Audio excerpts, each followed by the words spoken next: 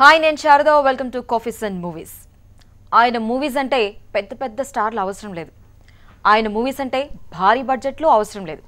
ఆయన మూవీస్ అంటే పెద్ద పెద్ద లొకేషన్స్ కూడా అవసరం లేదు. ఎవరా అని కన్ఫ్యూజ్ అవుతున్నారు కదా, ఇప్పటికే కొంతమందికి తెలిసిపోయి ఉంటుంది. ఆయనే ఈయన మారుతి గారు. చాలామందికి అంటే లైఫ్ ఇచ్చారని కూడా చెప్పవచ్చు. నమస్తే అండి మారుతి గారు, కాఫీస్ అండ్ మూవీస్కి స్వాగతం. Thank you. సో ముందుగా చెప్పాలంటే ఒక కొత్త ఒరవడిని సృష్టించారని చెప్పొచ్చు. లో బడ్జెట్ మూవీస్ అండ్ పెద్ద పెద్ద స్టార్స్ ఎవరు లేరు, భారీ బడ్జెట్ కానివ్వండి, లొకేషన్స్ కానివ్వండి, ఎలాంటివి లేకుండా మంచి మంచి మూవీస్ వచ్చి పెద్ద హిట్స్ అయినాయి. సో ఎలా సాధ్యమైంది అంటారు ఇది? అంటే నేను ఇది సాధ్యం కావాలి అని మాత్రం చేయలేదు. అంటే నాకు వచ్చిన ఆపర్చునిటీని ప్రూవ్ చేసుకోవడానికి ట్రై చేశాను. బట్ మంచి రిజల్ట్స్ వచ్చినాయి అంతే. అంటే మనకి ఏదొస్తే అది వచ్చిన ఆపర్చునిటీ మనకి ఆ టైంలో ఏదైతే మనకి కంఫర్టబుల్గా చేయగలుగుతామో అది చేసాం. అది దాని రిజల్ట్ బాగా వచ్చింది. అది సాధించాను అంటున్నారు, సంతోషం అంతే. Right, okay. సో ఈరోజు అంటే చాలా మందికి మీరు ఇన్స్పైరింగ్గా ఉండుండొచ్చు. ఎవరైతే మూవీస్లోకి రావాలి అని అనుకుంటున్నారో వాళ్ళందరూ కూడా ఇప్పటికే ఇన్స్పైర్ చేసి ఉండొచ్చు. మీరు అంటే ఇలాంటి మూవీస్ కూడా తీయొచ్చు అన్న థాట్ కూడా వచ్చి ఉండొచ్చు. సో మీరు ఎలా వచ్చారు అన్న దాని దగ్గర నుంచి మనం స్టార్ట్ చేద్దాం ఈరోజు. సో ఎక్కడ మీరు పెరిగింది, పుట్టింది? నేనైతే కృష్ణా డిస్ట్రిక్ట్ ఏదో ఊరు నాకు గుర్తయితే లేదు కానీ అక్కడ అని చెప్పి. సో ఎలా స్టార్ట్ చేస్తారు మీరు? మాది మచిలీపట్నం. బేసికల్లీ అక్కడే డిగ్రీ వరకు అక్కడే చదువుకున్నాను. చదువుకునేటప్పుడు నెంబర్ ప్లేట్లు స్టిక్కరింగ్ అవి చేస్తుండేవాడిని. అంటే బళ్ళకి అప్పుడు అంటే కష్టపడి చదువుకోవడం, నా డబ్బులు పెట్టి చదువుకునేవాడిని. దాని తర్వాత నెక్స్ట్ కొంచెం గ్రోత్ కోసం ఇక్కడ యానిమేషన్ ఫీల్డ్లోకి వచ్చాను. యానిమేషన్ ఫీల్డ్లోకి వచ్చి 2D యానిమేషన్ నేర్చుకుంటూ జాబ్ చేస్తుండేవాడిని. అప్పుడు DQ ఎంటర్టైన్మెంట్ లిమిటెడ్ దాంట్లో జాబ్ చేస్తుండే. ఆ టైంలోనే యాక్చువల్గా బన్నీ పరిచయం 2000లో. పరిచయం అయినప్పుడు ఇక అక్కడి నుంచి సినిమాల మీద కూడా కొంచెం ఇంట్రెస్ట్ ఉండేది. అంటే బేసికల్లీ చిన్నప్పటి నుంచి కూడా సినిమాలు చాలా ఇంట్రెస్టింగ్గా చూస్తూ ఉండేవాళ్ళం. బట్ ఎవరి దగ్గర పని చేయాలంటే మనకి ఫైనాన్షియల్గా కొంచెం చాలా బ్యాక్ ఉండేవాళ్ళం. అంటే మనం లైఫ్ మీద రిస్కులు చేయలేం. జాబ్ వదిలేసి వెళ్ళి చేస్తే మళ్ళీ డబ్బులు రాకపోతే మళ్ళీ మంత్లీ ఇబ్బంది అవుతుంది అని ఈ పర్పస్లో యాక్చువల్గా నేను ఇంకా సినిమాల వైపు ఇంట్రెస్ట్ ఉన్నా దాని వైపు ఎప్పుడు వెళ్లకుండా జాబ్ చేస్తూనే ఉండేవాడిని. ఆర్య సినిమా డిస్ట్రిబ్యూట్ చేసాం ఫస్ట్. ఆ డిస్ట్రిబ్యూషన్లో అప్పుడు బాగా సక్సెస్ అయింది. దాని తర్వాత వచ్చే డబ్బులు బట్టి ఫిల్మ్ బ్యార్ ఉంది అనే సినిమా ప్రొడ్యూస్ చేశాను నేను. ప్రొడ్యూస్ చేసిన తర్వాత అంటే ఒక సినిమా తీయడం ఎలాగానే నేర్చుకుందాం అని చెప్పి జాబ్ మానేసి దానికి వెళ్ళాను. ఇక అప్పుడు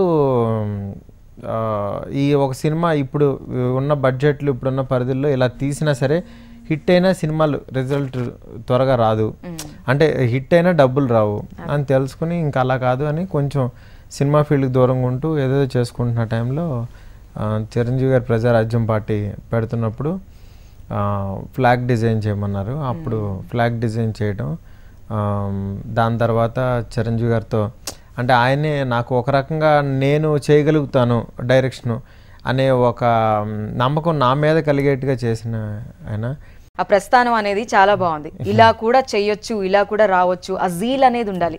నేను కూడా చేయగలుగుతాను ఆ నమ్మకం మన మీద మనకుంటే ఈ స్టేజ్కి ఈరోజు రావచ్చు అనేది. అంటే ఏదైనా మనకి మనం తీసుకునే విధానం బట్టే ఉంటుంది. అంటే నాకు ఇంతవరకు ఎవరు గురువులు లేరు దేంట్లో కూడా, బట్ అందరు చూసి నేర్చుకోవడమే. అంటే నాకు కామెడీ సెన్స్ అది రావడానికి నేను జంజల్ గారి సినిమాలు అవి బాగా చూసేవాడిని.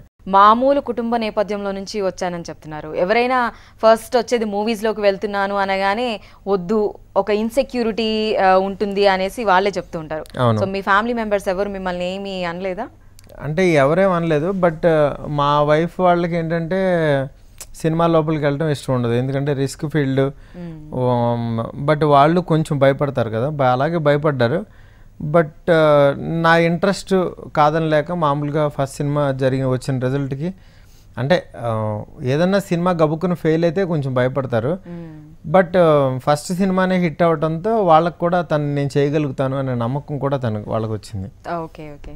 సో అంటే ఎలా ఉంది జర్నీ? మచిలీపట్నం నుంచి హైదరాబాద్లో ఒక డైరెక్టర్ అండ్ స్టార్ హీరోస్ని తయారు చేసే రేంజ్కి రావడం అని అంటే నేను ఎప్పుడు ఊహించలేదు యాక్చువల్గా నేను డైరెక్టర్ అవుతానని, నేను ఒక ఇట్లా బ్రాండ్ అవుతుందని నా పేరు నేను ఎప్పుడూ ఊహించలేదు.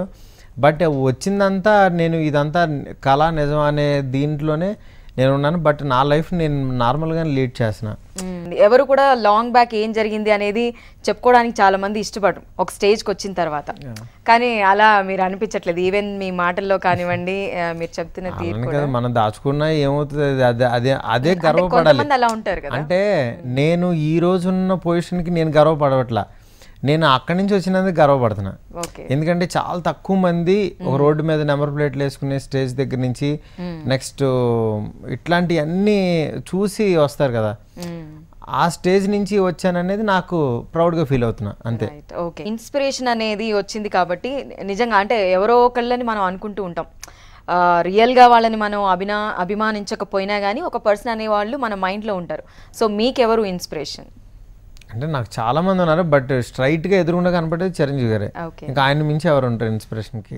అంటే మనం ఎదగగలం మనం అనే ఒక నమ్మకం, ఒక భరోసా. ఆయన సినిమాలు చూసినప్పుడు ఒక ఇన్స్పిరేషను, సంథింగ్ ఎక్కడో కనెక్ట్ అవుతాం.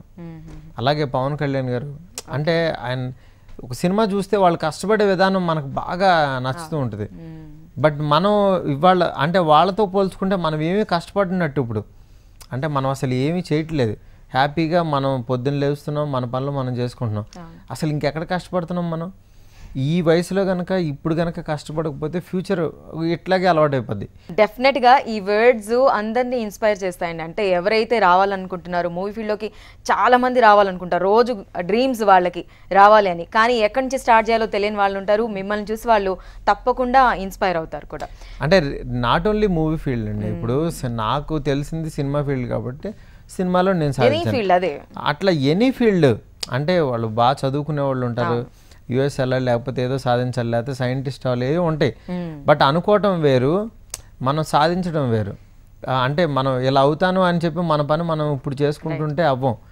దానికోసం 24 అవర్స్లో 18 అవర్స్ దానికోసం స్పెండ్ చేస్తే డెఫినెట్గా రిజల్ట్స్ వస్తాయి. ఇకపోతే ఫస్ట్ ఆఫర్ అసలు ఎలా వచ్చింది, ఈ మూవీ ప్లానింగ్ అనేది అసలు ఎలా వచ్చింది మీకు? నేను ఫస్ట్ అంటే ఒక చిన్న సినిమా తీద్దాము, అసలు మనం తీయగలం అని ఫస్ట్ ఒక నమ్మకం మనకు రావాలి మన ఇది అని చెప్పినప్పుడు మా ఫ్రెండ్స్ ఎస్కేను శ్రేయస్ శ్రీనివాసు ఇద్దరు ఊరికే ఇట్లా ఒక చిన్న సినిమా తీద్దాం అనుకున్నానంటే ఓకే ఇంత పెడదాం త్వరగా ఇట్లా చేసుకుందాం అని చెప్పి ఊరికే వేగ్గా అనుకున్న తర్వాత ఆ వచ్చే రిజల్ట్స్ని బట్టి వాళ్ళకు కూడా అమ్మ ఇది ఆడుతుందని వాళ్ళకు కూడా నమ్మకం కలిగి ఇంకా వాళ్ళు కూడా బాగా ప్రమోట్ చేసి సినిమాని, చిన్న సినిమాని అని వదలకుండా బాగా ప్రమోట్ చేసి రిలీజ్ చేశారు. అది పెద్ద హిట్ అయింది. అంటే ఒక సినిమా చేసినా నమ్మాలి ఫస్ట్ అందరూ ఈ సినిమా ఆడుతుందని, అప్పుడే దాన్ని జనంలోకి వెళ్తుంది. అట్లాగా అయిందనమాట ఆ సినిమా కూడా. అంటే